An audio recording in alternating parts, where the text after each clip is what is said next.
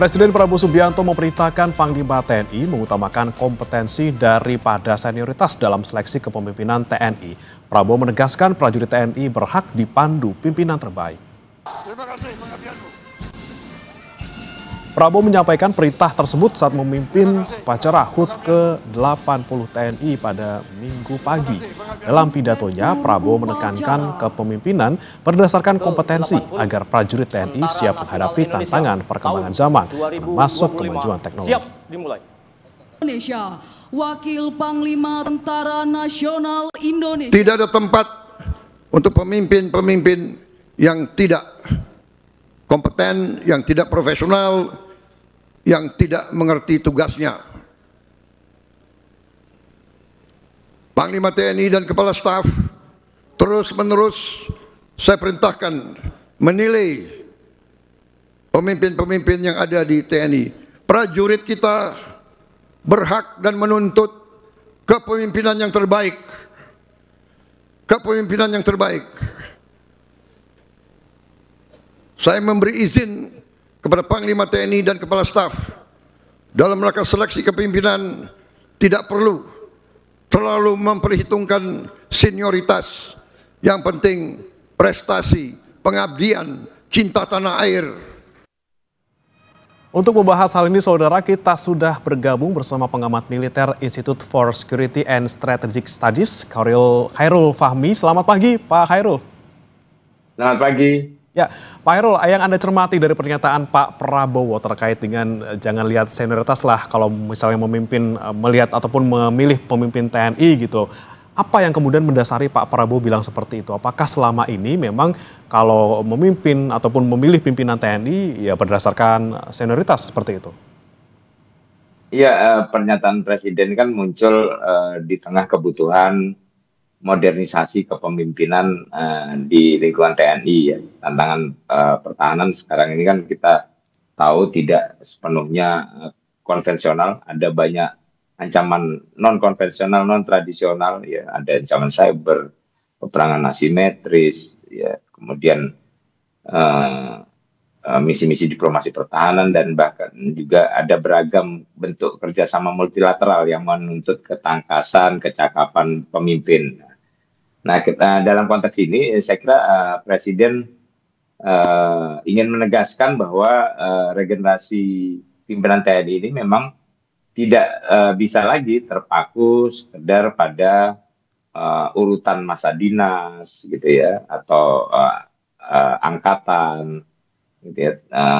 Tapi kemudian lebih disandarkan pada kapabilitas, integritas, ya, prestasi operasional, pendidikan maupun visi-visi strategis. Jadi saya kira ini bukan sekedar soal promosi individu, tapi bagian dari penataan besar profesionalisme TNI untuk lebih siap, lebih mumpuni di masa depan. Nah, kenapa senioritas ini menjadi concern Presiden ya? Karena tradisi senioritas ini kan memang sebenarnya warisan lama ya, ada sisi positifnya, ada negatifnya. Misalnya di satu sisi dia senioritas itu memang dibutuhkan untuk menjaga harmoni, kemudian juga menghindarkan konflik antar generasi, menghormati masa bakti, karena di lingkungan TNI, lingkungan seperti TNI ini kan, ya militer lah dimanapun itu sangat kompetitif sebenarnya kan. Artinya kalau tidak ada harmoninya, kalau konflik antar generasi ini tidak dihindarkan, ya bisa saja terjadi potensi-potensi kompetisi yang kemudian eksesif gitu ya. Nah, tapi di sisi lain pola ini kan memang juga seringkali dirasakan membuat regenerasi berjalan lambat, kurang responsif juga terhadap perkembangan. Ada banyak perwira berkualitas yang kemudian tidak kebagian ruang, kehabisan waktu gitu, karena sistemnya kemudian menitik beratkan pada urutan angkatan, urut kacang gitu ya, bukan kemampuan.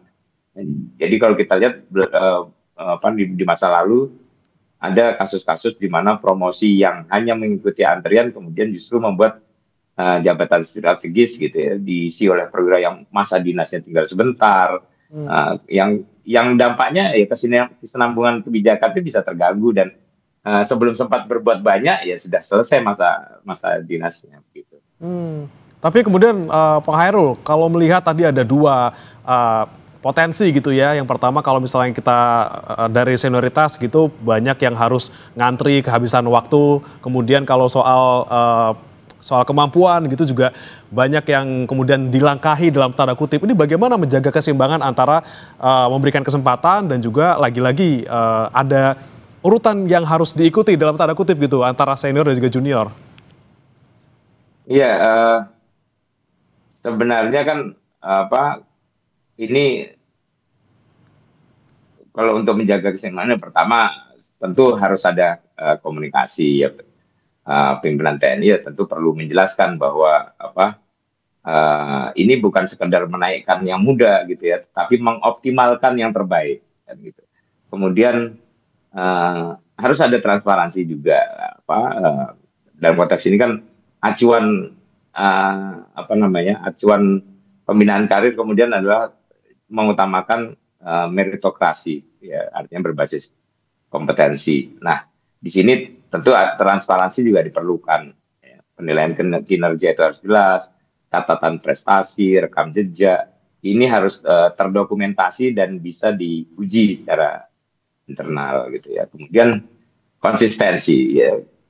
Kalau kebijakan hanya muncul sesekali atau kemudian tergantung figur tertentu, ya maka ya bisa saja muncul yang kecemburuan, saling curiga gitu. Jadi harus ada model yang jelas gitu ya supaya tadi persoalan senioritas ini yang senior tetap dihargai, kemudian yang junior juga merasa punya harapan realistis berdasarkan kerja bukan lobby. Nah ini saya kira hal yang harus dibangun sejak awal supaya tidak ada ekses negatif atau hal-hal yang sifatnya problematik dalam menjalankan apa yang diamanatkan oleh Presiden. Nah itu dia Pak Hairul tadi yang sempat Anda sebutkan juga bukan karena lobby-lobby atau misalnya kedekatan, karena kalau kita lihat secara kacamata kuda hanya soal profesionalitas sepertinya kok tidak bisa seperti itu gitu ya. Masih ada banyak faktor lain yang kemudian mempengaruhi kemudian siapa menjadi apa. Seperti apa Anda melihatnya? Ya memang masih ada banyak tantangan ya dalam konteks mengimplementasikan apa yang menjadi amanat Presiden. Ya, pertama kesiapan regulasi, kemudian mekanisme penilaian, kemudian juga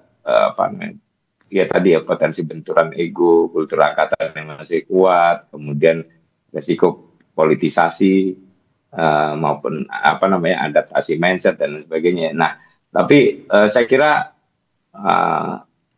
ini kan sesuatu yang baik dan harus dimulai dengan optimis gitu ya, karena ya tujuannya tentu membangun profesionalisme dan integritas yang lebih baik. Artinya target utama dari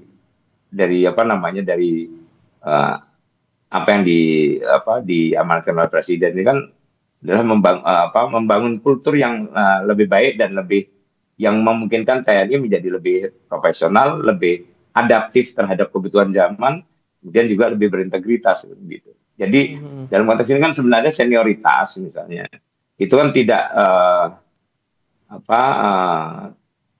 dihapus, tidak dihilangkan atau ditolak gitu ya.